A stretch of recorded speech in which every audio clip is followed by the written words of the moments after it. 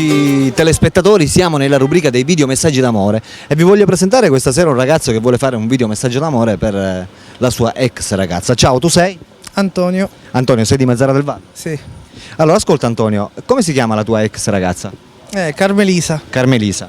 Quanto tempo è che ti sei lasciato con Carmelisa? Abbastanza parecchio, 3 anni quasi. 3 anni. È stata una storia d'amore lunga che è durata parecchio? No, 6 mesi. 6 mesi. Però tu ti sei innamorato perdutamente? Sì. E tuttora la pensi ancora? Mhm. Va bene, e allora vuoi fare un video messaggio d'amore rivolto a Carmelisa con la speranza magari che Carmelisa possa vedere questa trasmissione e si renda conto insomma che tu la vuoi ancora bene, ok? Allora io ti do questa sera questa possibilità, lì c'è la telecamera, fai il tuo video messaggio d'amore rivolto a Carmelisa come se Carmelisa fosse davanti a te e tu le dovresti fare la dichiarazione d'amore, ok? Vai. Vabbè, non ho niente da dire più che altro della dichiarazione. È il semplice fatto che ancora non l'ho dimenticata. Per colpa delle persone che parlano sempre inutilmente e mettono tragedie.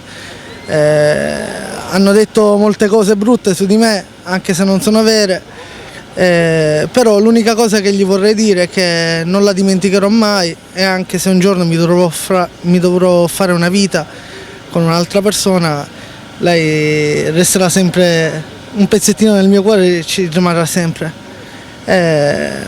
Io sono sempre qua, il mio numero penso che ce l'avrà, poi se lo vedrà il numero, cioè la trasmissione, allora Ok.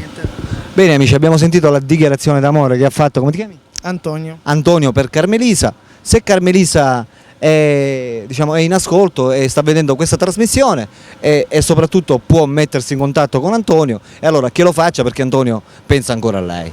Carmelisa, Antonio ancora ti pensa, per cui se tu sei disponibile a ritornare con Antonio, Antonio è qui che ti aspetta, ok Carmelisa? Grazie. Ok, grazie ad Antonio anche che ha fatto questo video messaggio. Alberto vi saluta e vi saluta anche Antonio. Ciao amici, a dopo. Ciao.